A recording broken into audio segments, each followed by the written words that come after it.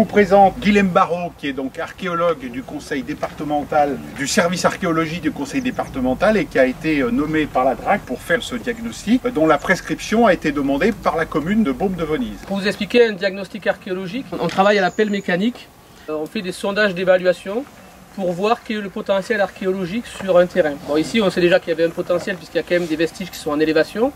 Mais l'idée c'était de savoir comment étaient conservés les vestiges dans le sol, à quelle profondeur ils étaient conservés et à quelle profondeur aussi se trouvait le rocher. On sonde différentes parties du terrain de façon aléatoire. Alors là ici on a dû faire en fonction de la végétation, on a essayé de faire un maillage plus ou moins complet du site. Et on sonde différentes parties du terrain. Je vais passer. Donc vous passez sur la droite pour ne pas tomber. Donc on a une citerne, donc il y a certainement un système de trappe pour pouvoir descendre, pour pouvoir nettoyer et curer la citerne. Ensuite, si vous avancez, ici, vous avez un niveau de sol qui est en partie conservé dans l'angle de la construction ici, sur lequel vous marchez. Hein.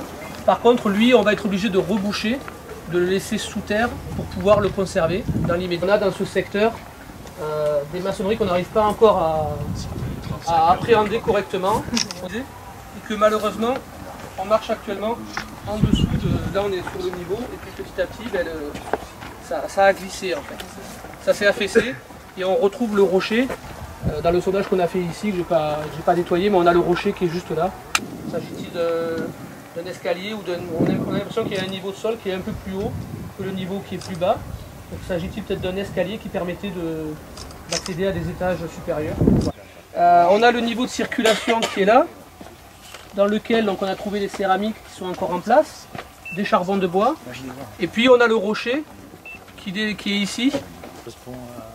Ça doit correspondre, je pense, au niveau. C'est vrai qu'on a le géomètre qui vient cet après-midi normalement. Oui, voilà. Il est là à midi. Il est là, d'accord, super. Il est là à midi. Il est à midi. Donc il va nous faire les prises de niveau, et puis ça permettra de savoir si, bon, il y a quand même, je pense, une légère pente, mais si le niveau qui est ici peut correspondre à celui qui est là-bas, si le rocher, voilà, comment ça marche. Là, on a trouvé une cave aussi voûtée, qui est très étroite. Elle doit faire 70 de large. Elle se déploie dans ce sens ici. Au niveau du village, on a un potentiel archéologique qui est plus important peut-être qu'au niveau du château.